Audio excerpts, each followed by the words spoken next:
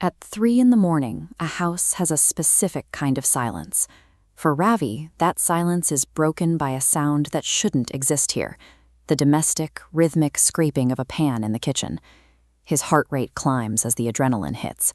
He moves with a rigid, forced slowness toward the doorway, his body reacting to a threat his mind can't yet name. When he finally looks inside, logic fails. Standing at the stove, illuminated by a pale, flickering light, is his mother. The impossibility of the sight is absolute. Ravi buried his mother 3 years ago, the victim of a violent accident that left no room for a return. In this moment, the kitchen is no longer a part of a home. It has become the site of a profound violation of the natural world, returning the memory of his protector as a source of terror. Every survival instinct Ravi possesses tells him to run. He begins to back away, his heels clicking against the floorboards as he tries to put distance between himself and the figure at the stove. He faces a paralyzing contradiction. He recognizes her soft, familiar face, yet every nerve is screaming she belongs in the earth. Since her death, Ravi has lived in a vacuum of isolation. The 3 years of silence in this house have made him emotionally fragile, leaving him with no defense against a manifestation of his deepest trauma. He has to decide in a heartbeat, is he witnessing a breakdown born of 3 years of grief, or is something truly dangerous standing in his kitchen? The figure speaks, and the voice is exactly as he remembers it. It isn't the raspy or hollow sound of a ghost story. It is calm, steady, and filled with the same affection he hasn't heard in years. She tells him not to be afraid.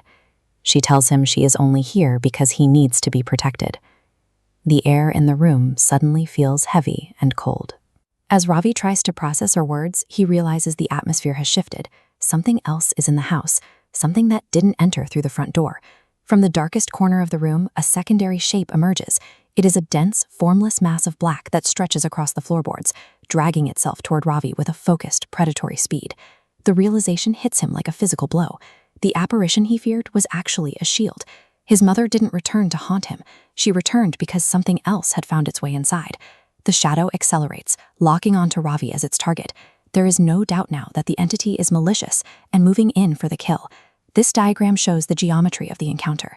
As the shadow moves to strike, the mother's spirit moves to block the path. She positions herself as a physical barrier, forcing the entity to engage with her instead of her son. The two forces collide in a silent, violent flash. The protective energy of the mother binds with the darkness, pulling it inward until it collapses. A second later, both forms vanish into the air. The threat is neutralized.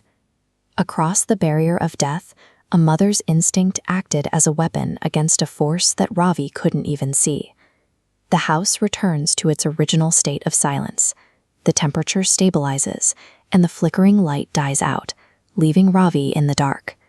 The adrenaline that kept him standing disappears. His legs give way, and he collapses onto the kitchen floor, the physical shock of the night finally catching up to him.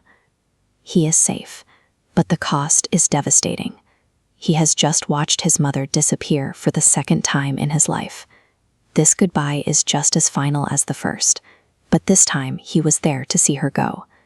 The encounter offered no lasting comfort or conversation.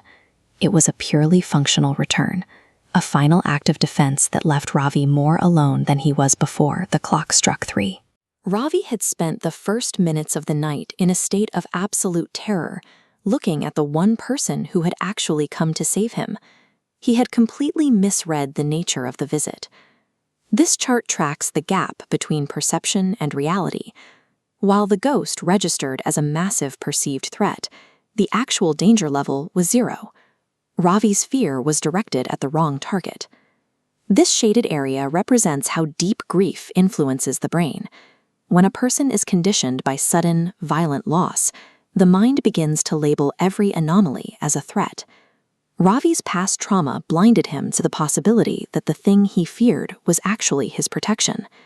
The entities that keep us awake at night might be the only things standing between us and what waits in the dark.